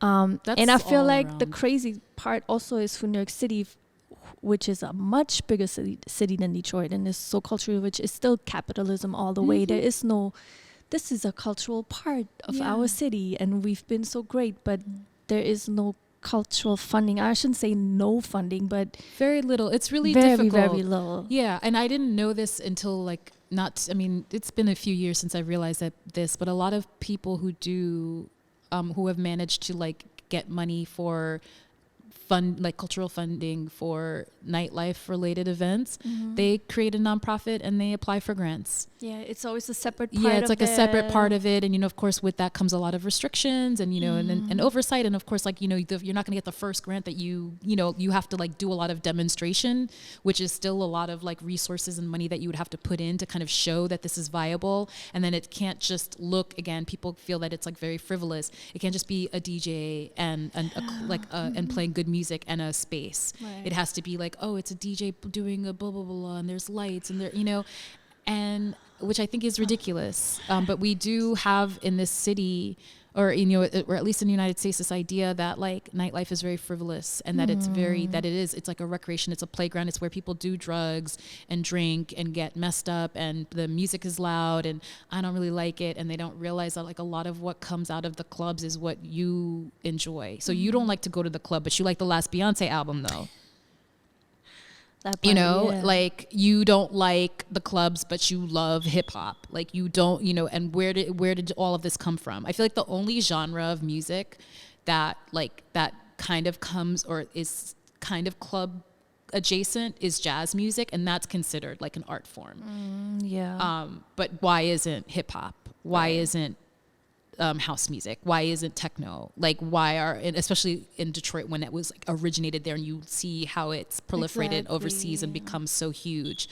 We just don't value it. I think people think they don't really consider it culture. Like we have other musicians, like even rest in peace, even though I don't think he was the greatest person, Steve Albany, who just passed away. He didn't have great things to say about electronic dance music at all. And and this is somebody who's, everyone's like, oh my God, you were such oh my God, you impacted me so much. But it's like he had no regard for other forms of music. He thought other forms of music were crap. It's funny that you say that. That's how I feel about Bob James. Everybody's like, oh, Bob James. Now he's talking greatly about sampling, but his first, I don't think that's what he thought about. Wynton Marsalis hates hip hop. Hates hip hop. He thinks it's trash. I mean. We can go on and on. Yeah, you can go on and on. It may not be for you, but that doesn't mean it's not music. It's not an art form. It's not. It shouldn't be taken seriously. All of those like house, hip hop, techno, that evolved out of a lot of things, a lot of conditions that existed in these cities. These cities were largely black, largely disinvested, extreme economic downturn. No music funding like there used to be, so people weren't getting, playing the saxophone in school. But there were, but they might have access to a computer, or they might know somebody in the neighborhood who has equipment that's willing to open their doors, like an amp fiddler. It shifted, and with that shift, people aren't taking into consideration that there were conditions that created that. Right. Like it wasn't just like, oh, like kids just decided that playing the saxophone or learning music theory wasn't important. I'm like, no, y'all decided that when you decided to defund arts in schools and continue to defund arts in schools. You closing the library, when a lot of libraries around the country do have, who even knew, you have software that people can rent out to, or laptops to rent out that have recording software. Like who even knows that? But we're cutting library service. And so we are at every corner, every turn, restricting the creativity of our future generations, and then we're like crucifying them, and we're abusing them, and we're saying, and denigrating what they do because we don't consider it to be a high form, because they don't know how to play a piano. Meanwhile, it's like you had band class. Right. But also these kids don't have band class. 20 years later, when whoever created something out of it is then popular, then all of a sudden it's great. Then it's all good. Exactly. So, it's really frustrating. And I don't want to say it's a symptom of getting older. I think it's just a symptom of being out of touch because I'm older. I think it's more a symptom of experience. You've seen a lot of things, and then a lot of things repeat themselves, and a lot of, but people don't pay attention, and I think people also think they're special. Like that didn't happen to me. It didn't do it, but it's like just because you were lucky, right? You might have come up in New York and made it out. And that's great. And that's not to say that it wasn't because of your skill, your talent, your education, but there were circumstances. And honestly, you were lucky because a lot of people had similar promise, similar education, similar intellect, talent as you, and they did not make it out for various reasons. Right. And I think we do have this idea, and that makes us honestly more separate from one another. And I think that's also by design, because the more we all think we're special, we're not like them, the less we want to be around them. But they're us. One thing that's going to happen to you that could really alter your life, you losing your job, you becoming ill, chronically ill, you experiencing a death in the family of a loved one that impacts your mental health. Any of those things can happen to any one of us. Yet we feel we are an exception, or we are exceptional because we don't have to deal with that. And then we look down on our neighbor who is experiencing that. And I was exposed to that a lot when I switched careers. I didn't think about it so much.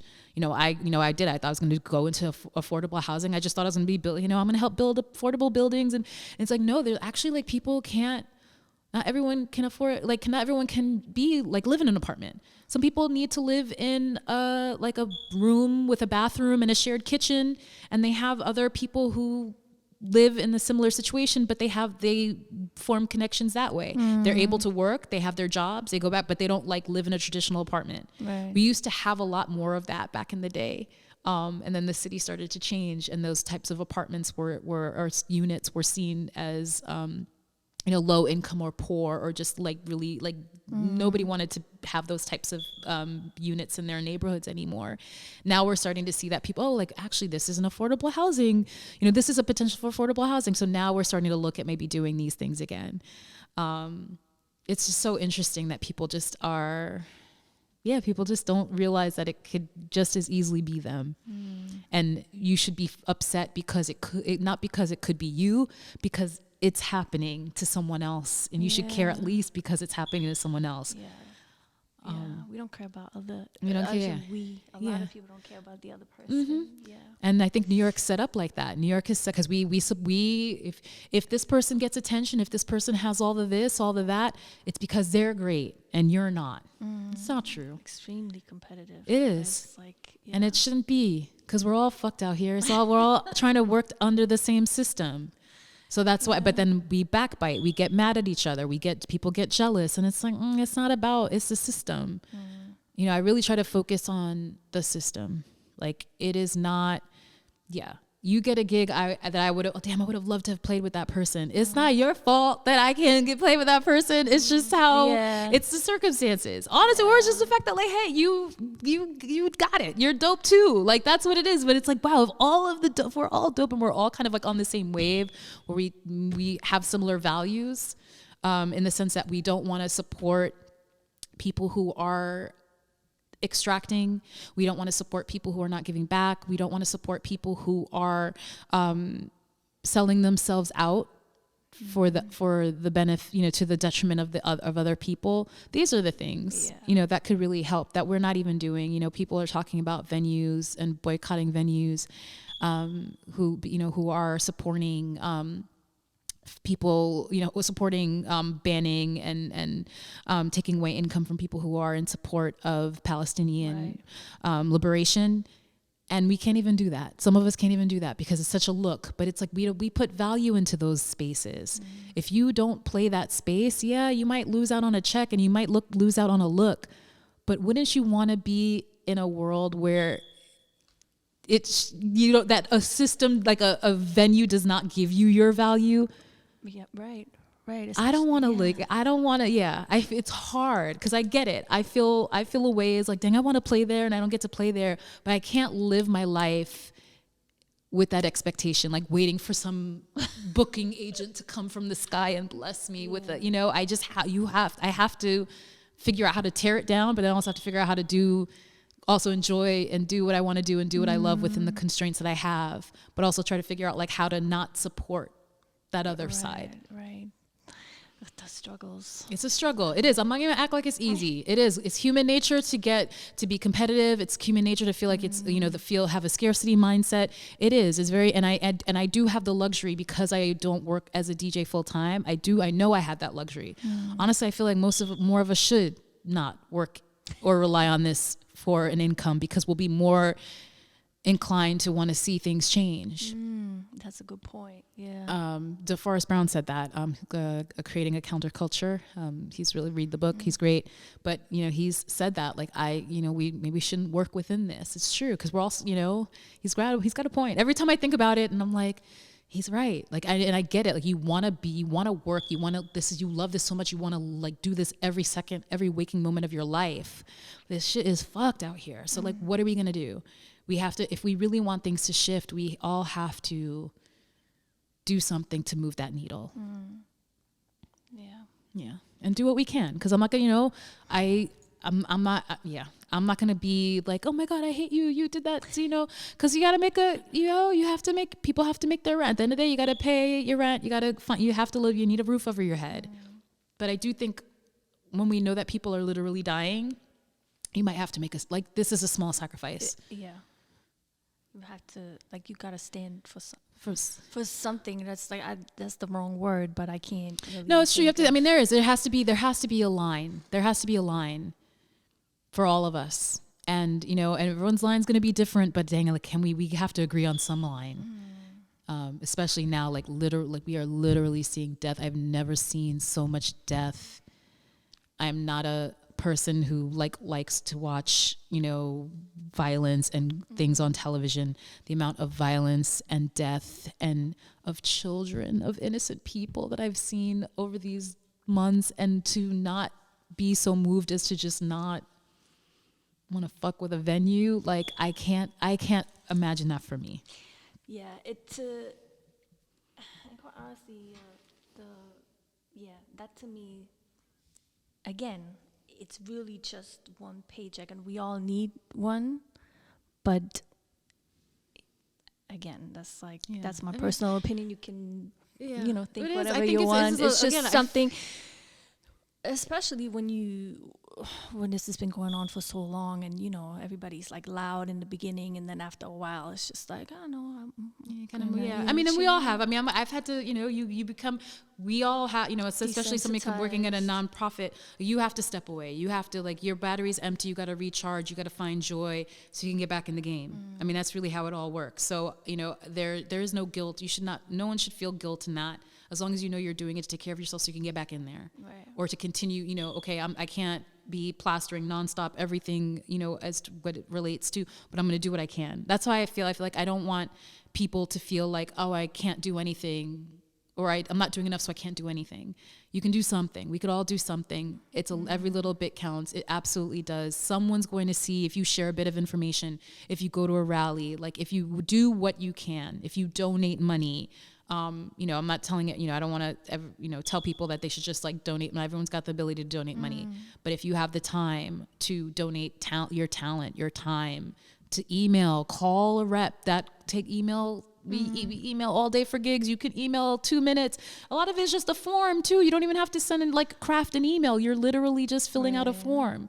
You know, to me, I think that helps because it's all about, if enough people do it, it's supposed to change things. And if it's not, then we have to continue to step up, but we can't not start somewhere and do some small thing. I agree. Yeah. So I don't know. That's just, I know we can talk all day about all the things, how they're interconnected and important. Two quick questions. So we end on the dance note. What is, because you play not just one genre, you play different genres. You've always done that. What does the big genre of dance music, what kind of importance role does that play for you? Rather, like, is there certain time and moments that you prefer to play house music, dance music, instead of other kind of genres, or is there certain phases in your life that you prefer the one over the other, or what kind of meaning does it have for you? Yeah, for me, it's funny because I definitely grew up because I had older cousins. Shout out to my cousins, Junior and Bernard, Junior specifically. Was a huge house head, or is a huge house head. So I remember we would when I would go visit, we would listen to their tapes, things of that sort. So I was always familiar with house music, and to the degree that I was growing up, I would be into it very tangentially, I wasn't in it. And I remember I was talking to someone one day, and they were, and I'm, because I've gone to shelter, I've gone to different parties, and then I think they were talking about, they're, a house head, and I'm like, yeah, I'm not a house head. They were like, you're a house head. I'm like, really? I just never really considered myself one, because I just felt like it wasn't I wasn't going home and just listening to, how I was experiencing it more in the club. I loved it. Mm-hmm. I would, if I heard a song I really liked, I would go home and listen to it, or I would, try to find it, check out different artists, things of that sort. So I had I felt like I was proficient enough. Mm-hmm. Especially in the older music. But then it got to a point where, I was going out all the time to clubs, and, it's wild to me that the music that I grew, kind of listened to the most when I was young and going out is still the same music that people get people moving today, because, hip hop's kind of shifted the music slower. It's just not as dance oriented. And I think that's where my interest in house music kind of started to grow again, because I was hip hop's not doing it for me like it used to do. I can't go out and dance to this. This is great to listen to at home, but this is not for the club. And even some of the attempts of not all of them, but some MCs to kind of integrate the two, I felt it didn't feel authentic, or it felt a little too clean for me. Mm-hmm. And where it's the beat was very sanitized, and you could tell this is they're doing this because they want it to go off in a club in Ibiza or something like that.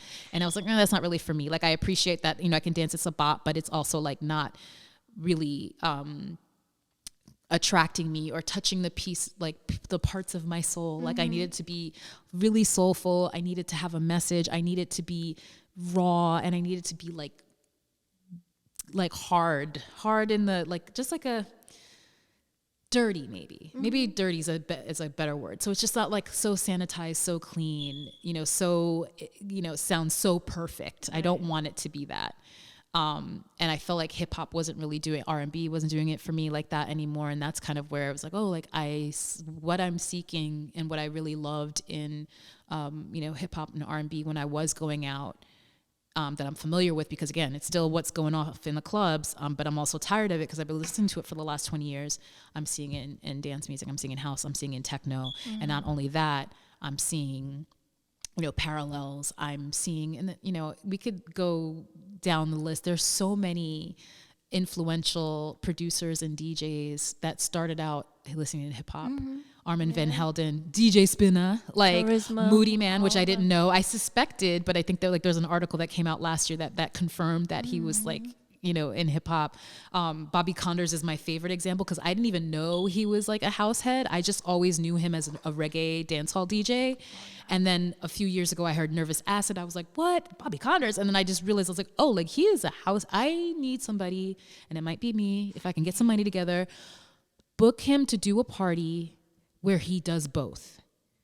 We dance to house music, but then he puts some dance hall on, and we are going to just melt, because we are going to sweat to death. It has to be outside. It has to be the summertime. And it needs to be for the house heads are going to come. The West Indian folks, the reggae heads are going to come together. We are going to be dancing, all kinds of dancing. We are going to be whining. It's going to be amazing. I can see it. From the younger generation who does that is The Boy. Yeah, because he knows. And also his father also was is a musician. So there's all these connections. So I sometimes I'm I'm not really a housey. I'm not this. I'm not. I'm no, because this is how the tradition has been. Wajid, I mean, like, come on. I mean, there's so many because because Black music is not so siloed. I think it became so when the music moved overseas and became popularized. I think, people really did see house and techno as white people music and not knowing the origins. And I think if it wasn't for my cousin, I'd be one of those people that would have thought that as well. But I know people who love hip hop down and only realized recently that house and techno were originated by Black people in Detroit and Chicago. There's a lot of education that needs to take place. And that's not to say I don't love hip hop. I love hip hop still, but for me, it doesn't stir me to movement. I'm at home, I'm listening to it, I'm rapping along, I'm listening to the words, I'm vibing because that's kind of what the music is. It's not even at 90 BPM. It's like, at least like, when it was like Dilla, you could still dance. And also Dilla had he had a little over 100 BPM joints. But we're not even at 90 BPM with hip hop now. We're at, and the drill stuff, that's cool. I like a lot of it, but it still, I actually don't even hear, I maybe I should go out to hip hop nights more often. I don't even know if the kids are dancing to it. Because also I'm like, if you are dancing to it, then we can like throw on some footwork and we can really get this going.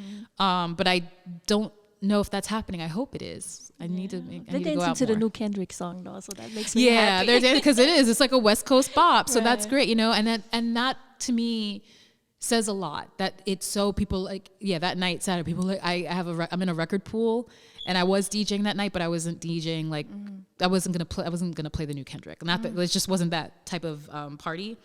But I remember like people were like ripping it from YouTube, and I'm like, I don't like when people do that. Sorry, don't do that. Don't rip from YouTube. I'm sorry. You could, depending on the system, you're gonna tell on yourself. So I remember I downloaded it from on my phone, and I was like, when I saw people tweeting about, dang, I need this for tonight. I was like, I got it, and I just sent it to a couple of DJs that I knew who were DJing that night because they were gonna rip from YouTube. I'm like, don't do that.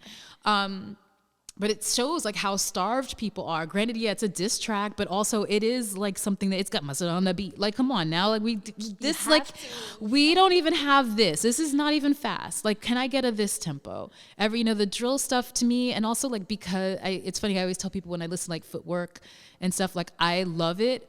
But I can't dance to. I just dance with my arms. I can't, like my feet don't move that fast. My brain loves it, and my brain's moving that fast, and I can move my arms that fast. My feet cannot move that fast. So, I wish, I just can't. I'm like, if you see me in the club and it's like footwork, don't even look down, just look up.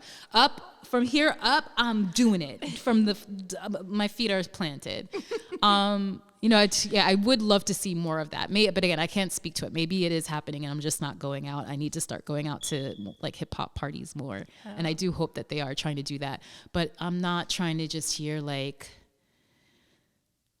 slow stuff. And I feel like we're in a very slow phase. And, every once in a while we get a fast song and people love it. And I'm like, well, if people love it, why aren't y'all doing more? Yeah, exactly. Yeah, I agree with you. And hip hop and house, especially in New York, in the 80s were very much developing and growing and being played alongside a lot of like, punk music, popular rock, well, not popular rock, but, pop music, like Talking Heads, Blondie, all of that was happening in the same spaces, in the same scenes. People were meeting each other, Grandmaster Flash meeting Debbie Harry, and, all of that happened. And I think we are very ripe for that today. Like, I do think that exists, but because the city is so much more expensive and it's so much more challenging, we don't really get to like experience it in the way I wish we could have. Like, I do wish I was like that age, like in my 20s back in the 80s. I probably would be dead because I'd be like, I don't know, an overdose or I'd robbed or something. But I would have been worth it. It would have been fun. I just feel like we don't have that. It's just much harder to kind of cultivate those types of scenes. I do think they exist today. It's just harder. It just made, from what I've read, and even when you talk to people who are still in New York and they talk about those times, it just seemed like there was just way more venues, and I want to document it. I want to map them. That's my other like secret thing. I would love to be able to like map all these different places that existed that don't exist anymore. Because it's so important for us to understand how things were back then and how we were all a lot closer. Again, I'm not going to still say it was a community because a lot of people did not make it out. due to circumstance, but I do feel like there was at least more of a fighting chance than there is today. Yeah. And the reason why it was the way it was, and the reason why it is the way it is today. Because I feel like, obviously, I don't know, I wasn't there, but life was not as hard. It was even maybe harder in a different way. Yeah. But it was, for example, like now we gotta make $4,000 to make rent. Back then it was only, I don't know, like 500 or something. Exactly. You know what I mean? So there was more time to, or maybe more opportunity to hang out together or mingle in a different way. Yeah. I've said this story like a million times, but Patti Smith, she has she wrote a few books, but like that first book, Just Kids, when she was talking about her and like Robert Mapplethorpe and all that. And she talks about like living near Pratt Institute. And I work at Pratt Institute. But I live near there, and she was paying $80 a month. And she was like, and I was waiting tables, and that's how I was making my rent. But then she was waiting her tables and making her rent, and still had the time to turn around and create. Again, probably not in the best apartment. I'm sure it was not palatial. I'm sure that they were dealing with a lot of the ruts, the whatever people were dealing with. But at least it was, people are dealing with that today and paying thousands of dollars. So, it just was a better situation, in terms of just it being less expensive to live. I'm sure it still, wasn't like you still had to. I'm sure she didn't have health insurance, working a waitress job and things of that sort, but at least you had more time to do what you needed to do because you came to New York for a reason. People who come to New York for reasons, some people come to make a whole lot of money, but those who are artists come to make art and hopefully be able to survive and sustain themselves from that art. And they should be allowed to, or they should be accommodated, or we should not make it harder for them. We should be creating these opportunities and supporting them. Yeah, I agree. All right, to end this conversation, as I ask everybody, if you can name me 3 songs that you associate with dance, and you can pick any genre. Usually it's like, dance music, but you can pick any genre that you like. Oh man. Yeah, I know. And this is just like 3 that come top of your head. Ay. Okay. Well, this is a rough one. So, I recently, I did a Twitch stream yesterday where I kind of like went back in my memory to like older songs and thinking about, dancing and all this, and just thinking about, oh gosh. I'm going to say, because I have to pick a reggae song or a reggae adjacent song, because I grew up, Caribbean household, definitely, all my friends were Caribbean. I'm going to pick a dancehall song, but the one that pops into my head immediately, which is not even quite a dancehall song, is Romantic Call by Patra and Yo-Yo. I'm like, that's not even a dance, but it's still, that's the vibe, that's the energy. So like that will get me up, and I'm singing the whole thing. And, if my knees were better, I would be dancing all types of obscene. So I'm going to say that. Hip hop wise, I'm going to try to do like kind of 3 genres. Hip hop, there's so many, and I'm going to pick it just because this is what was popping off, and I feel like I have a Pavlovian response to it, is the JC Do It Again. Get your hands up, 12 a.m. on the way to the club, which is also like taken from a go-go song, which I learned later on, but the hook. But that, again, not even his greatest song, but that was the height of my clubbing. So as soon as the that part of the song comes on, immediately I'm like dance floor, like that's just what it was. So to me, my musical memory, that's just, I'm going to pick it because I know that was, to me, reminds me of just like the best times. I had disposable income. I was young. I had energy. I had metabolism. So it was a great time for me in my life. And I want to pick like a dance, like house techno song, and that's going to be hard as well. Man, because there's so many. Gosh, this is a hard one. I'm trying to think about like what's a recent one. Or one that I really just like to play.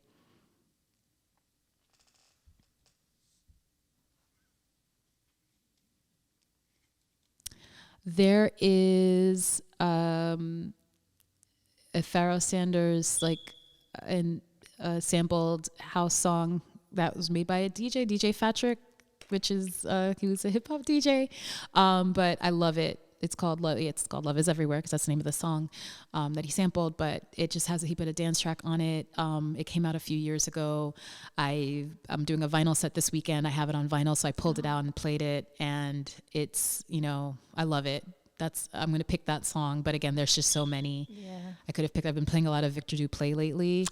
I'm lately, meaning like the past 6 months. I don't know why. It's just I've just been like on a Victor Duplay. It just happens because oh man, that's someone I would.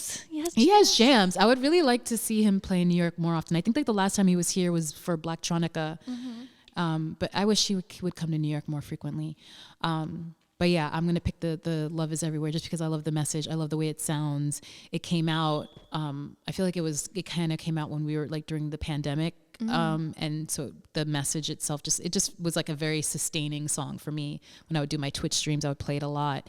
So yeah, I'm going to pick that one, even though like this is definitely like mommy versus daddy, like trying to pick your favorite parent. I'm like, I can't do that.